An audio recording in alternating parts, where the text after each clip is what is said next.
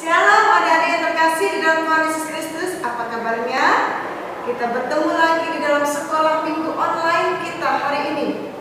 Mari kita akan memuji nama Tuhan dengan sukacita. Kita akan meninggikan Dia, Allah kita yang hidup. Siapkan hati, Alkitabmu, pikiranmu untuk menyembah kepada Tuhan.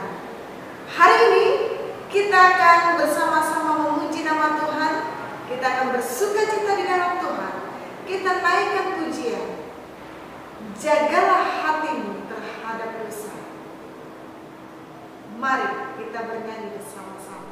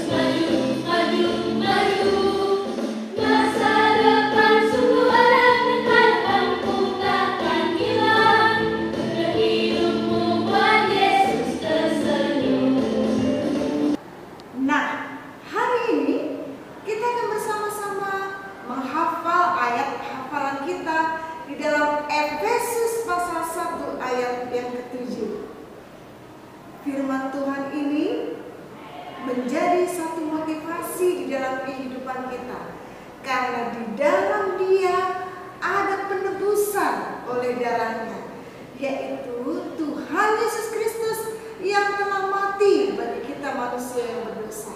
Seharusnya kita lah yang binasa, tetapi Tuhan yang sangat mengasihi kita, Dia menggantikan kita agar kita diselamatkan.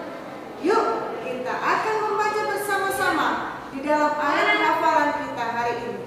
Efesus 1 ayat 7. Efesus 1 ayat 7.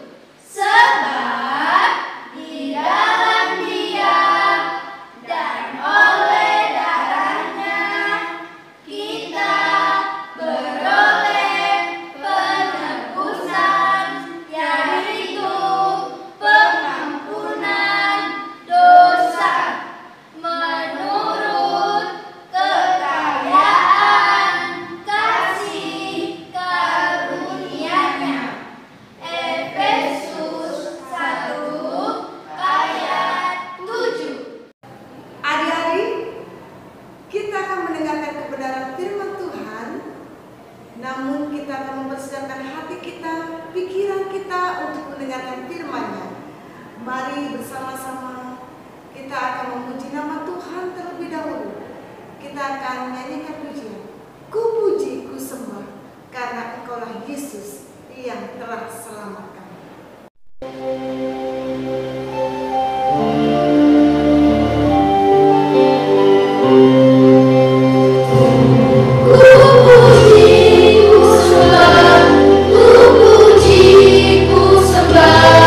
Yesus luar biasa. Ku puji, ku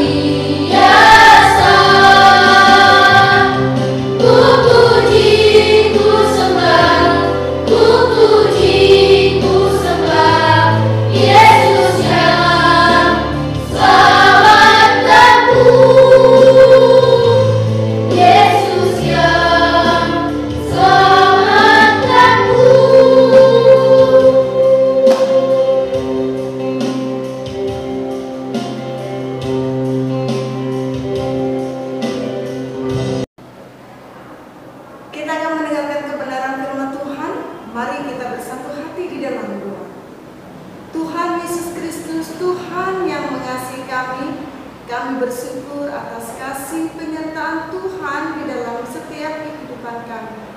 Saat ini kami akan mendengarkan kebenaran firman-Mu. Kami rindu Tuhan Yesus boleh menolong dan memimpin kami untuk kami dapat sungguh-sungguh mendengarkan kebenaran firman Tuhan dengan baik. Ada satu berkat yang boleh kami terima untuk kami dapat melakukannya di dalam setiap kehidupan kami, sebagaimana Tuhan boleh panggil kami untuk menjadi anak-anak Allah. Terima kasih Tuhan Yesus Kristus, berkatilah kebenaran firman Tuhan pada hari ini. Dalam Kristus Yesus kami berdoa dan mengucap syukur. Amin. Adik-adik yang terkasih di dalam Tuhan Yesus Kristus, firman Tuhan pada hari ini diambil dari kitab Kejadian pasal 42 ayat 1 sampai dengan 45, yaitu Yusuf memaafkan saudara-saudaranya. Orang-orang berbaris menunggu giliran untuk membeli gandum dari si Yusuf. Dan orang-orang kelaparan datang dari berbagai daerah ke Mesir hanya untuk mencari bantuan.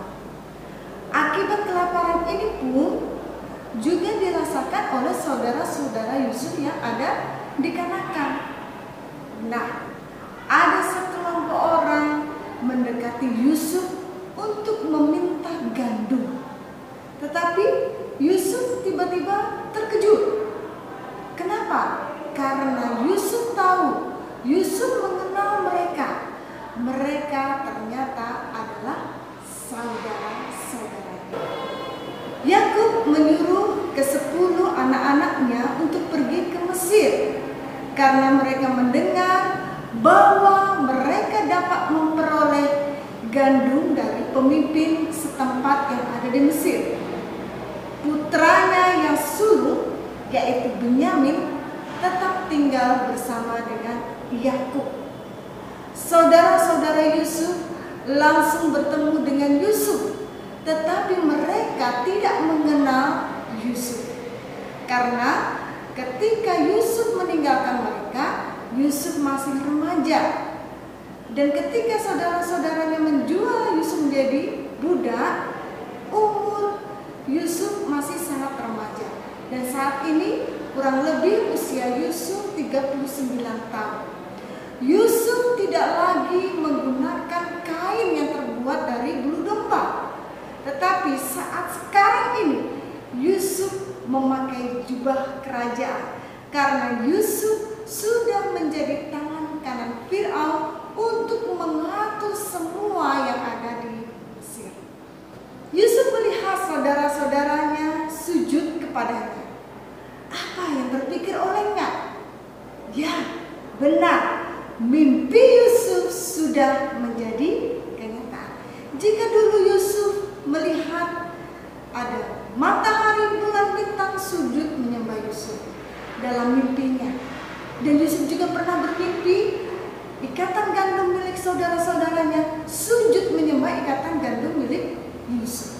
Dan saat ini semuanya sudah menjadi kenyataan bahwa saudara-saudaranya sujud menyembah Yusuf. Yusuf menegur mereka dengan membentaknya, "Dari mana kamu?" Saudara-saudaranya menjawab, "Kami datang dari tanah Kanaan untuk membeli bahan makanan." Jawab mereka. Tetapi kata Yusuf kepada mereka, "Kamu pengintai. Kamu datang untuk melihat-lihat negeri ini, bahwa negeri ini tidak dijaga. Atau kamu melihat orang-orang yang ada di tempat ini sedang kelaparan?" Kata Yusuf. Saudara-saudara Yusuf pada waktu itu berusaha menjelaskan kepada Yusuf. "Tidak, tuanku, tidak," jawab mereka. "Kami 12 bersaudara. Adik kami yang bungsu ada di tanah Kanaan, dan yang seorang lagi sudah tidak ada." Mereka berusaha meyakinkan Yusuf dan menjelaskannya kepada Yusuf. Tetapi Yusuf berkata, "Aku telah mengatakan kepadamu bahwa kami ini pengintai." Kata Yusuf, "Salah seorang dari kalian harus menjemput adikmu dan bawa ke sini. Tapi kalian harus tinggal di penjara sampai dia kembali. Jika kamu menolaknya, berarti benarlah bahwa kalian ini adalah pengintai." Lalu Yusuf memasukkan ke dalam penjara selama 3 hari. Jadi saudara-saudaranya dibawa ke dalam penjara selama 3 hari. Dan kemudian kembali mereka dibawa menghadap Yusuf.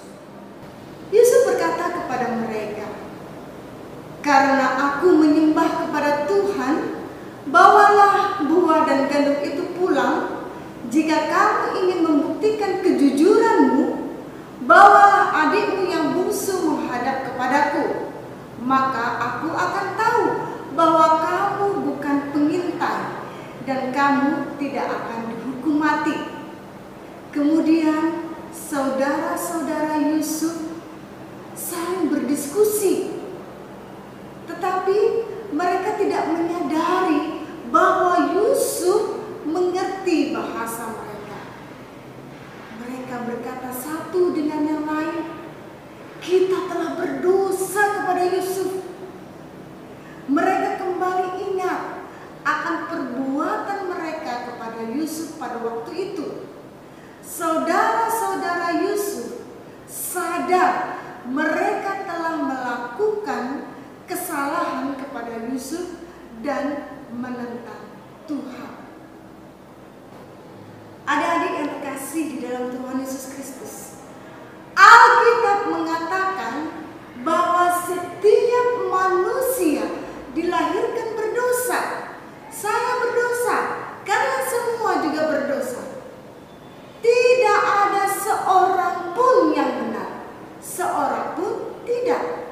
Di dalam kitab Roma pasal 3 ayat 10 berkata, "Tidak ada yang benar, seorang pun tidak. Tidak ada manusia yang sempurna."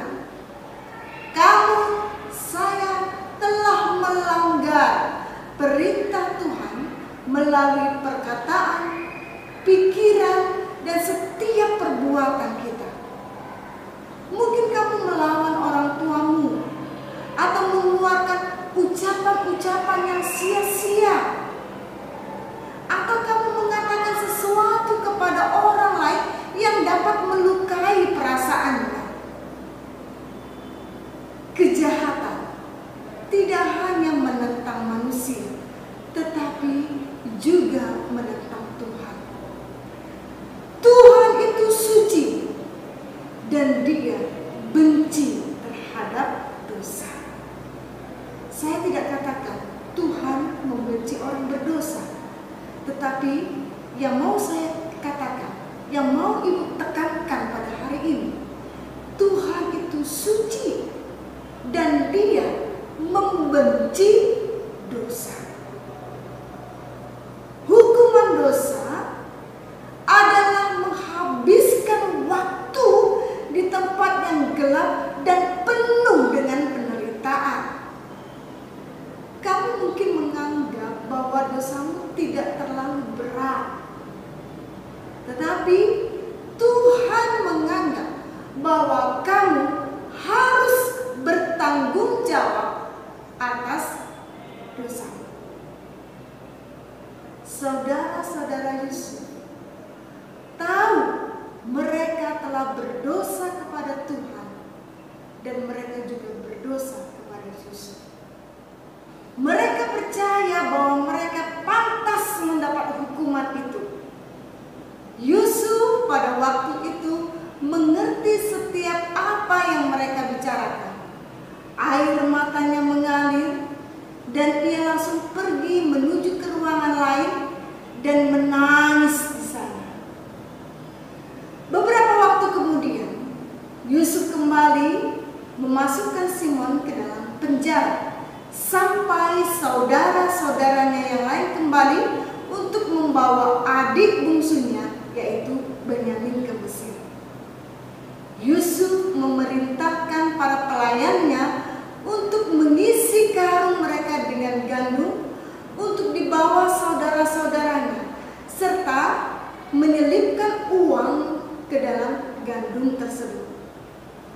Di sepanjang perjalanan mereka beristirahat, dan salah seorang saudara mereka membuka karung gandum itu untuk memberi makan keledainya. Tetapi mereka sangat terkejut. Kenapa? Karena melihat uang mereka ada di dalam karung. Padahal mereka yakin sudah membayarkan uang itu. Mereka yakin bahwa Tuhan sudah menghukum mereka dengan apa yang terjadi. Mereka pulang dengan hati yang cemas. Dan ketika mereka sampai di rumah, mereka menceritakan semuanya kepada ayah mereka tentang yang terjadi di Mesir, bahwa Benyamin harus ke Mesir agar Simon dibebaskan. Yakub sangat sedih mendengar akan hal itu. Kenapa? Karena Yakub sangat mengasihi Benyamin. Dia sudah kehilangan Yusuf. Dia tidak mau kehilangan Benyamin kembali. Di dalam kesedihannya, Yakub berkata kepada anak-anaknya, "Aku telah kehilangan Yusuf dan Simon, dan sekarang kamu hendak membawa Benyamin, dan aku tidak akan merelakannya." Saudara-saudara Yusuf pada waktu itu tidak berhasil meyakinkan Yakub untuk membawa Benyamin ke Mesir. Tetapi beberapa hari gandum mereka sudah habis, dan mereka harus kembali ke Mesir untuk membeli gandum karena masa-masa kelaparan di tanah Kanaan juga belum selesai. Pada waktu itu Yehuda mengingatkan kepada ayahnya Yakub bahwa Benyamin harus ikut ke Mesir sesuai dengan apa yang diminta oleh pemimpin negeri itu. Karena tidak ada pilihan lain, maka Yakub melepaskan Benyamin untuk pergi ke Mesir dengan hati yang sangat berat, dengan hati yang sedih. Yakub takut kalau nantinya dia akan kehilangan Benyamin. Nah, ketika di Mesir, Yusuf memperhatikan kedatangan saudara-saudaranya, dan dia melihat Benyamin ada bersama dengan mereka. Hatinya sangat senang karena dia bisa melihat adiknya kembali. Yusuf mengadakan perjamuan yang sangat besar pada waktu itu. Dia mengadakan makan malam bersama-sama dengan mereka, dan Simon pun dibebaskan dari penjara. Saudara-saudaranya sangat senang ketika Simon dibebaskan dari penjara. Mereka dijamu dalam perjamuan makan. Saudara-saudara Yusuf duduk di depan Yusuf, mulai dari yang sulung sampai yang bungsu, sehingga mereka saling berpandang-pandangan. Mereka heran, loh, kok bisa ya tuan pemimpin Mesir ini mengerti semua saudara-saudara kami? Ya, Yusuf mulai membagi makanan bagi mereka. Tapi bagian Benyamin 5 kali lebih banyak daripada saudara-saudaranya yang lain. Sekalipun mereka tidak pantas menerimanya, Yusuf tetap menunjukkan kasihnya kepada mereka. Adik-adik yang terkasih di dalam Tuhan Yesus Kristus, Tuhan juga memberikan kasih dan kebaikannya kepada kita semua, sekalipun kita adalah orang berdosa. Roma 5 ayat 8 berkata bagi kita, akan tetapi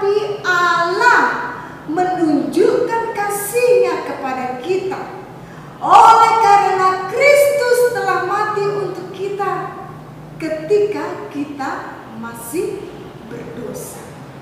Artinya apa? Kamu adalah manusia pilihan Tuhan. Kamu diciptakan oleh Allah sangat mulia, ciptaan Allah yang sempurna menurut gambar dan rupa Allah. Walaupun dosa telah menutup kesempurnaan itu, tetapi Allah yang kudus sangat mengasihi kita semua.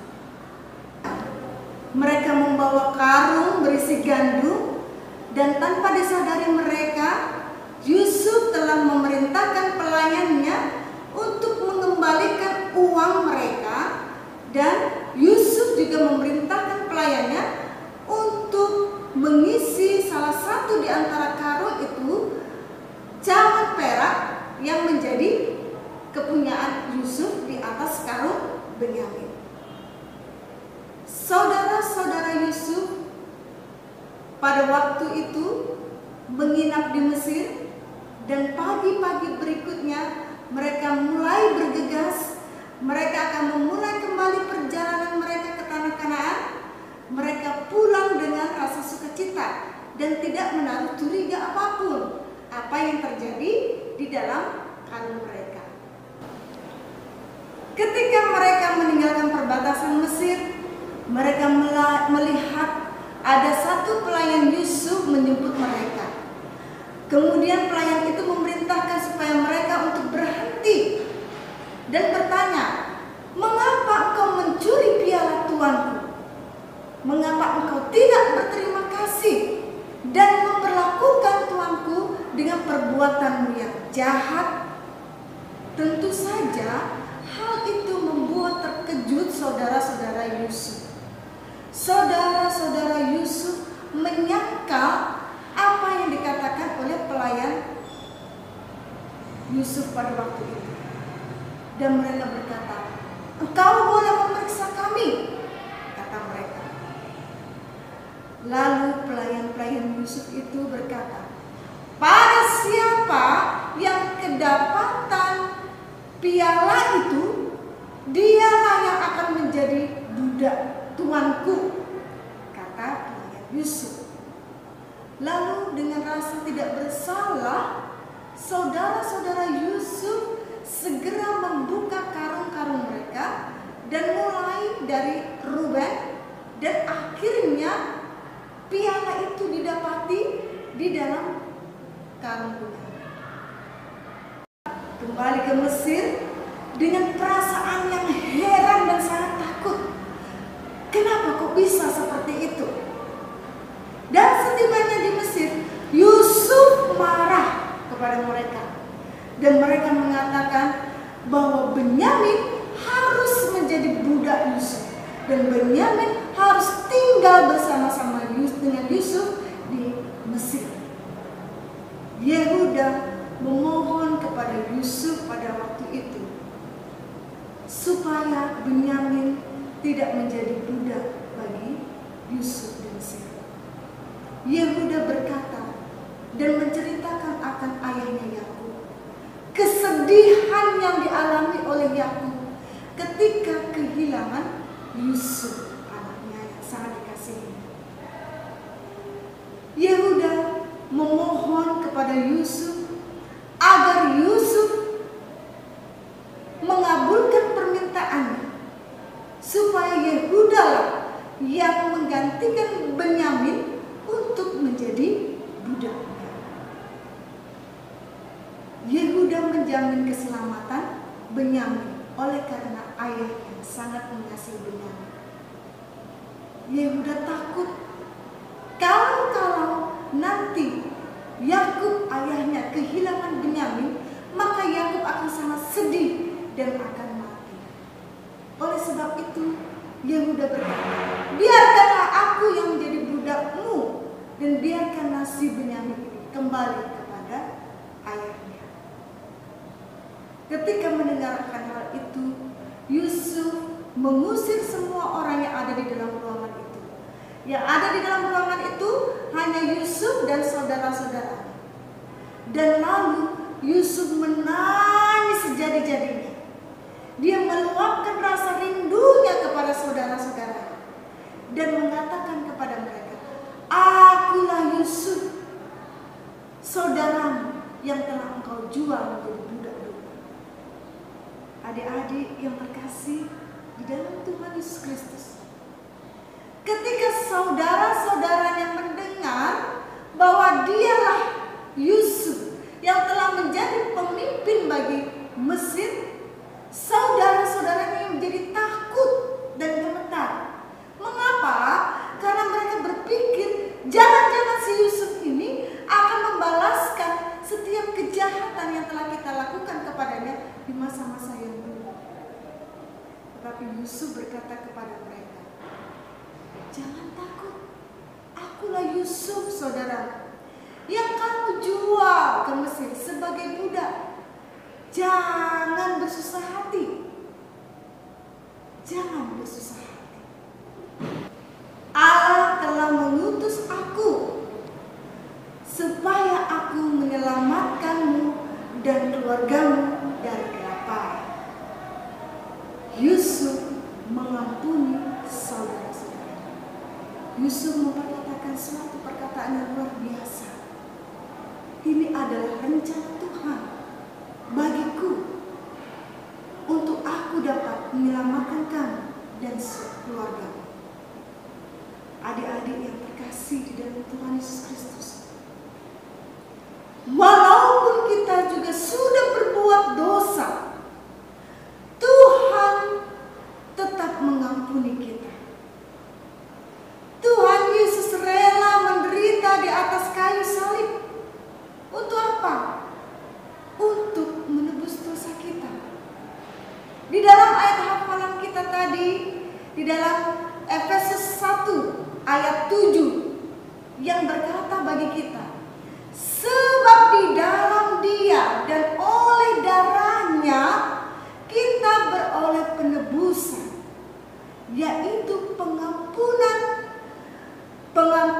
dosa menurut kekayaan kasih karunia-Nya." Coba kita akan ingat sekali lagi Efesus 1 ayat 7. "Sebab di dalam Dia dan oleh darahnya kita beroleh penebusan, yaitu pengampunan dosa menurut kekayaan kasih karunia-Nya." Setelah Tuhan Yesus mati dan dikuburkan, Dia bangkit untuk menggenapi rencana penyelamatan Tuhan. Dia akan mengampuni dosamu dan membuat kamu berbeda dari yang lainnya. Karena cinta kasih-Nya kepada kita, cinta kasih-Nya kepadamu, cinta kasih-Nya kepada saya, Tuhan Yesus akan mengampuni segala dosa-dosa kita. Walaupun semua saudara Yusuf telah berbuat jahat, tetapi Yusuf tetap mengampuni mereka. Sebelum saudara-saudaranya berbicara, dia mengatakan rencananya kepada mereka untuk pulang dan menceritakan kepada ayah mereka Yakub bahwa Yusuf masih hidup. Yusuf tetap memaafkan saudara-saudaranya, walaupun saudara-saudaranya tidak pantas untuk menerimanya. Setelah menangis dan memeluk semua saudara-saudaranya, mereka kembali ke tanah Kanaan. Dan mereka menceritakan kepada Yakub apa yang telah terjadi di Mesir.